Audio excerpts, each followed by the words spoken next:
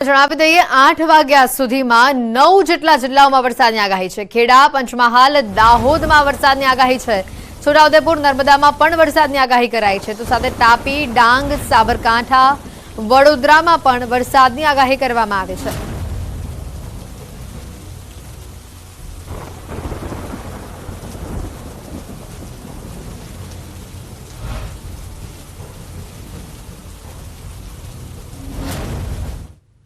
મેપના માધ્યમથી પણ આપણે સમજાવી દઈએ કયા કયા વિસ્તારોમાં 8 વાગ્યા સુધીમાં વરસાદની આગાહી છે। આજે 8 વાગ્યા સુધીમાં આપ મેપમાં જોઈ રહ્યા છો આ તમામ વિસ્તારોમાં વરસાદની આગાહી છે। સાબરકાંઠા, મહીસાગર, ખેડા, દાહોદ, પંચમહાલ, વડોદરા, છોટાઉદેપુર, નર્મદા, તાપી, ડાંગ આ તમામ જિલ્લાઓમાં 8 વાગ્યા સુધીમાં સાંજના 8 વાગ્યા સુધીમાં તમામ 9 જેટલા જિલ્લાઓમાં વરસાદની આગાહી હવામાન વિભાગ દ્વારા કરવામાં આવી છે। આસપાસ કેટલાક વિસ્તારોમાં વાતાવરણ પલટાની પણ શરૂઆત થઈ ચૂકી છે। 8 વાગ્યા સુધીમાં સાબરકાંઠા, મહીસાગર, ખેડા, દાહોદ, પંચમહાલ, વડોદરા, છોટાઉદેપુર, નર્મદા, તાપી અને ડાંગમાં વરસાદની આગાહી કરાઈ છે। હવામાન વિભાગની જે મહત્વની આગાહી સામે આવી છે। આગામી 6 દિવસ વરસાદની આગાહી રહેશે। આખું અઠવાડિયું આ જ પ્રકારનું જોવા મળશે। દક્ષિણ ગુજરાતના તમામ જિલ્લાઓમાં વરસાદી માહોલ જામશે। સૌરાષ્ટ્રના કેટલાક વિસ્તારોમાં પણ વરસાદ જોવા મળી શકે છે। આવતું અઠવાડિયું 6 દિવસથી હવામાન વિભાગ દ્વારા આગાહી આપવામાં આવી છે। આજે વાત કરીએ તો બનાસકાંઠા, સાબરકાંઠા, અરવલ્લી, ખેડા, પંચમહાલ, દાહોદ, મહેસાણા, મહીસાગર, અમરેલી, ભાવનગર, દીવ, ગીર સોમનાથ સહિત આસપાસના વિસ્તારોમાં વરસાદની આગાહી છે। આવતીકાલે સાઉથ ગુજરાતના તમામ જિલ્લાઓમાં વરસાદ જોવા મળી શકે છે। અમરેલી, ભાવનગર, ગીર સોમનાથ, દીવ સહિતના વિસ્તારોમાં આગાહી કરાઈ છે। हमने जो है गुजरात के दोनों ही हिस्सों में जो है लाइट रेन का फोरकास्ट दिया है, जिसमें अगर हम बात करते हैं मुख्य तौर पे जो है गुजरात रीजन के लिए, सो डे 1 के लिए जो है साउथ गुजरात के जो है सभी डिस्ट्रिक्ट्स में जो है लाइट रेन की प्रोबेबिलिटी देखने को मिल रही है अगले 24 घंटों के लिए। साथ ही साथ अगर नॉर्थ गुजरात की बात करें तो उसमें मुख्य तौर पे जो है बनासकांठा, साबरकांठा, अरावली, खेड़ा तथा पंचमहल, दाहोद, महीसागर शामिल है, जिसमें लाइट रेन देखा जा सकता है। सौराष्ट्र कच्छ की अगर हम बात करें तो उसमें अमरेली, भावनगर, दीव तथा गिर सोमनाथ जो है डिस्ट्रिक्ट शामिल है, जहाँ पे लाइट रेन जो की प्रोबेबिलिटी जो है देखने को मिल रही है अगले 24 घंटों में। साथ ही अगर हम बात करें डे 2 के लिए भी जो है डे 2, डे 3 के लिए डे 1, 2, 3 अगर हम बात करें तो साउथ गुजरात में सभी डिस्ट्रिक्ट्स में जो है लाइट रेन जो है की प्रोबेबिलिटी है। તો આવનારી 16મી તારીખ સુધી ક્યાં ક્યાં વરસાદ જોવા મળશે તે આપણે બતાવી દઈએ। આજે બનાસકાંઠા, સાબરકાંઠા, મહેસાણા, અરવલ્લી, મહીસાગર, ઉત્તર ગુજરાતનો આ ભાગ અને સાથે ભાવનગર, અમરેલી, ગીર સોમનાથ અને દીવ, સૌરાષ્ટ્રનો આ ભાગ, આજે આ તમામ જિલ્લાઓમાં વરસાદની આગાહી કરવામાં આવી છે। હવે 13મી તારીખની આવતીકાલની વાત કરી લઈએ। 13મીએ ગીર સોમનાથ, દીવ, અમરેલી, ભાવનગર, ભરૂચ, સુરત, નવસારી, વલસાડ, તાપી અને નર્મદા આજે તમામ જિલ્લાઓ આપ જોઈ રહ્યા છો। દક્ષિણ ગુજરાત અને સૌરાષ્ટ્રનો આ પટ્ટો જે છે તે આવરી લેશે। આવતીકાલે આ તમામ વિસ્તારોમાં વરસાદ જોવા મળશે। હવે વાત કરીએ 14મી તારીખની। 14મી મે એટલે કે મંગળવારે સુરેન્દ્રનગરમાં વરસાદી માહોલ જામશે અને રાજકોટમાં ખાસ કરીને આ બે જિલ્લાઓમાં વરસાદી માહોલ આપણને જોવા મળશે 14મી તારીખને મંગળવારે। 15મી તારીખની વાત કરી લઈએ। 15મી તારીખે સુરત, નવસારી, દમણ સાથે જ બનાસકાંઠા, સાબરકાંઠા, અરવલ્લી અને દાહોદ આ વિસ્તારોમાં વરસાદ જોવા મળી શકે છે।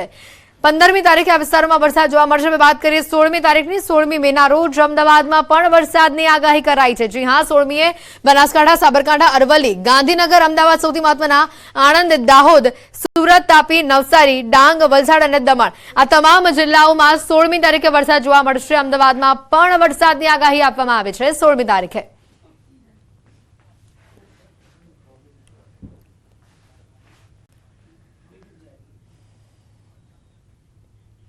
તો વરસાદની આગાહી જે રીતે આપવામાં આવી છે 16 તારીખ સુધી મેપના માધ્યમથી આપણે બતાવ્યું। હવે આપણે જણાવી દઈએ ગુજરાતમાં ચોમાસું વહેલું આવી શકે છે। જી હા, હવામાન નિષ્ણાત અંબાલાલ પટેલની આગાહી આવી છે સામે।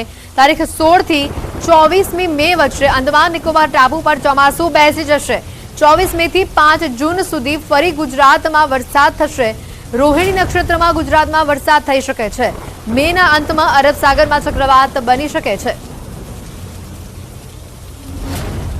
તારીખ 24 મે થી 5 જૂન વચ્ચે રોહિણી નક્ષત્રમાં વરસાદ ભાગ બનશે। આ વખતે અખાત્રીજે નૈઋત્યનો પવન યાત્રા હોવાથી ચોમાસું વહેલું આવશે।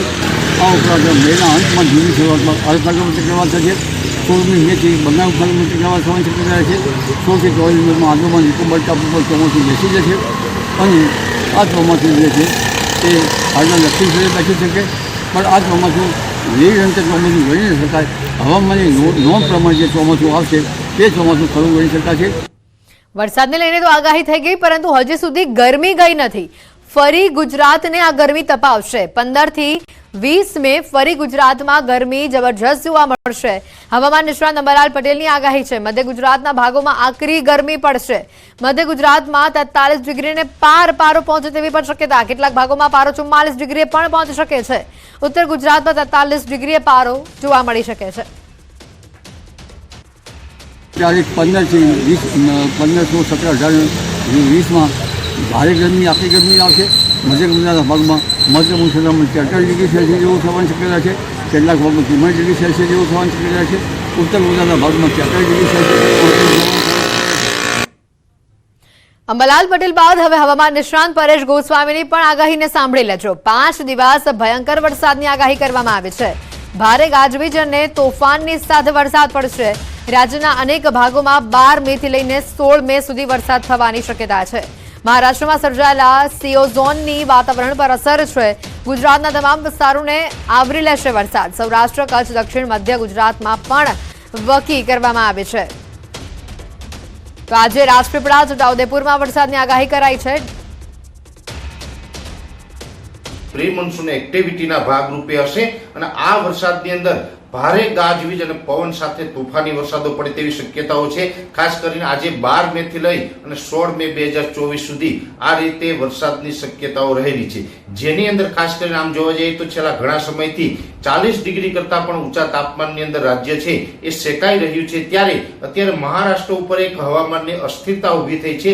આ અસ્થિરતાને કારણે 850 HPA લેવલે એક શિયર ઝોન સર્જાયો છે અને 700 HPA લેવલ છે એ અરબી સમુદ્રમાંથી આ સિસ્ટમને ભેજ મળી રહ્યો છે. જેને કારણે રાજ્યના હવામાનની અંદર એક પલટો જોવા મળશે, જેમાં ખાસ કરીને રાજ્યના મોટા ભાગના વિસ્તારોની અંદર વરસાદની શક્યતાઓ છે. તો આજે રાજપીપળા, છોટાઉદેપુરમાં વરસાદની આગાહી કરાઈ છે. ડાંગ, સુરત, વલસાડ, નવસારીમાં વકી કરાઈ છે. આવતીકાલે દક્ષિણ ગુજરાતના ભાગોમાં આગાહી છે. 1 થી લઈને 1.5 ઇંચ જેટલો વરસાદ પડી શકે છે. થંડરસ્ટોર્મ એક્ટિવિટીના કારણે વરસાદ પડશે. આજની તારીખે જે વરસાદો જોવા મળશે એ મધ્યપ્રદેશ અને મહારાષ્ટ્ર બોર્ડર લાગુ વિસ્તાર, એટલે કહી શકાય કે આજે બપોર બાદથી લઈ અને આજે રાતભર જે વરસાદો જોવા મળશે, જેમાં ખાસ કરીને રાજપીપળા, છોટાઉદેપુર, ડાંગ, આહવા, સુરત, વલસાડ અને નવસારી જેવા વિસ્તારો હશે. આ તમામ વિસ્તારોની અંદર વરસાદની શક્યતાઓ રહેલી છે. આવતીકાલે 13 મે 2024 થી આ જે વરસાદની જે તીવ્રતા અને વિસ્તારો છે એમાં વધારો થતો જશે. 13, 14, 15 અને 16 આ 4 દિવસ છે. આ 4 દિવસ દરમિયાન રાજ્યના મોટા ભાગના વિસ્તારોને આવરી લેશે અને એ દરમિયાન ખાસ કરીને આવતીકાલે આજે બપોર બાદ અને આવતીકાલે 13 તારીખ સાંજ સુધી દક્ષિણ ગુજરાતના જે વિસ્તારો છે જેમાં તમામ વિસ્તારોની અંદર વરસાદની શક્યતાઓ છે. તો ખેડૂતો માટે પણ મહત્વની આગાહી સામે આવી રહી છે. આ વખતે ચોમાસું ખૂબ જ સારું રહેવાનું છે. આગાહી કરી છે. 33 વર્ષથી ભડલી વાક્ય પરથી પૂર્વાનુમાન કરાયું છે અને આ પૂર્વાનુમાન કરનારા રમણીક વામજાએ આગાહી કરી છે. તેઓએ જણાવ્યું છે કે 16 આની વર્ષ થશે અને ચોમાસા દરમિયાન 50 થી 55 જેટલો વરસાદ વરસશે. 33 વર્ષથી ચોમાસાનું અનુમાન કરતા રમણીક વામજાએ જણાવ્યું છે કે મે મહિનાના 11 થી 15 તારીખની વચ્ચે માવઠું થઈ શકે છે અને મે મહિનાના અંતમાં વાવાઝોડાની પણ શક્યતા છે. તેઓએ જણાવ્યું છે કે 2 જૂને કેરળમાં વરસાદ થશે અને ત્યારબાદ રાજ્યમાં 28 જુલાઈ સુધીમાં ખૂબ જ સારો અને વાવણી લાયક વરસાદ વરસશે. આ ઉપરાંત ઓગસ્ટ, સપ્ટેમ્બરમાં પણ ખૂબ જ સારા વરસાદનું અનુમાન તેઓએ વ્યક્ત કર્યું છે. ચોમાસું જે અત્યારે વર્ષ સારું જાય તેવું મારું પૂર્વાનુમાન છે ને તારીખ 11/5 થી 15 માવઠું થશે અને 29/5 થી 31 વાવાઝોડા છે. વરસાદ રોહિણી નક્ષત્ર થાય અને બે છે કેરળની અંદર ચોમાસું બેસી જશે. 15/6 અને 17/6ની અંદર અમુક જગ્યાએ સૌરાષ્ટ્રની અંદર વાવણી લાયક વરસાદ થાય અને 28/6 સમગ્ર સૌરાષ્ટ્રની અંદર વરસાદ સારો થાય તેવું મારું પૂર્વાનુમાન છે. વાવણી ત્યારે આખા સૌરાષ્ટ્રમાં જૂન મહિનાની 25 તારીખથી જૂન મહિનાને આખા સુધી જુલાઈની 3જી 4જી તારીખ સુધીમાં બધી જગ્યાએ વાવણી થઈ જશે અને સારો વરસાદ થશે. આગળ વધીએ અન્ય સમાચારો તરફ. તો ઉત્તરકાશીથી સમાચાર. યમનોત્રીમાં ભારે વરસાદ થયો છે. ભારે વરસાદના કારણે પ્રવાસીઓ અટવાયા છે. ગુજરાતના પ્રવાસીઓ પણ અટવાયા હોવાની માહિતી સામે આવી રહી છે. ઉત્તરકાશીથી આ સમાચાર. યમનોત્રીમાં ભારે વરસાદ વરસ્યો છે.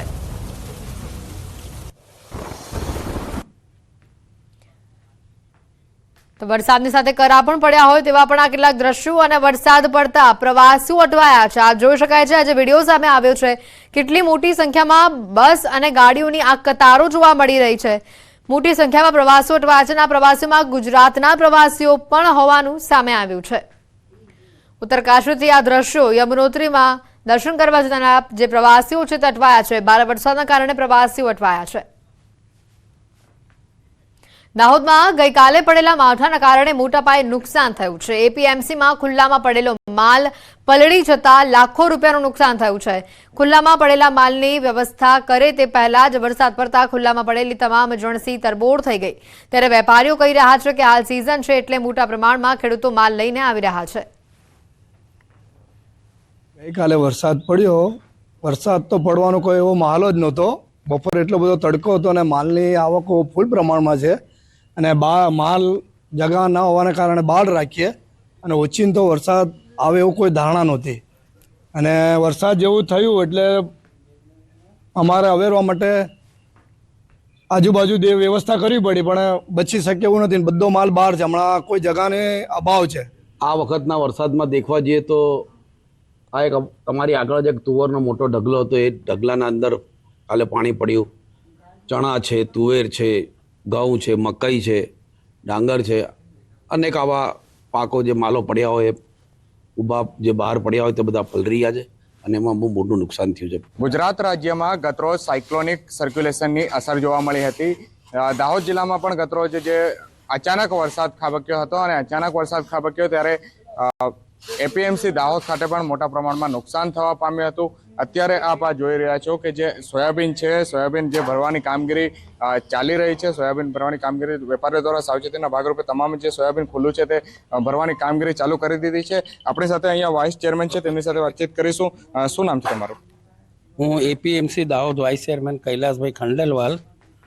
આજ રોજ જે ગઈકાલે વરસાદ પડ્યો એના અંદર વેપારીઓનું માર્કેટમાં બહુ નુકસાન થઈ ગયું. કારણ શું છે કે માલની આવક ભરપૂર રહેવાથી ખેડૂતોને તાત્કાલિક ના કહી શકતા નથી. સમયના સાથે અથવા તો કુદરતના સામે માણસ પોતાની પરિસ્થિતિથી પડકાર ઝીલે છે અને એને પોતાનો વેપાર અને રોજગાર સાચવે પણ છે અને માલને પણ બચાવવાનો પ્રયત્ન કરે છે. બાકી તો કુદરતના હાથે એ પોતે થોડોક પામર તો છે જ. કહી શકાય કે જે આગાહી હતી અને આગાહીના પગલે વધુ વરસાદ પડવાના કારણે દાહોદ એપીએમસી ચેરમેન વાઇસ ચેરમેને જે કહ્યું તે પ્રમાણે અમુક જે માલ છે તે બહાર મૂકવો પડતો હોય છે અને વેપારી જણાવી રહ્યા છે કે અમુક જે વસ્તુ અમુક જે અનાજ હોય છે તે પરિસ્થિતિના હિસાબે બહાર મૂકવો પડતો હોય છે અને વરસાદ વરસ્યો ત્યારે અચાનક જ જે વરસાદના કારણે એપીએમસીમાં નુકસાન પણ થવા પામ્યું છે. સૌરભ ગેહલોત, ન્યૂઝ 18 ગુજરાતી, દાહોદ.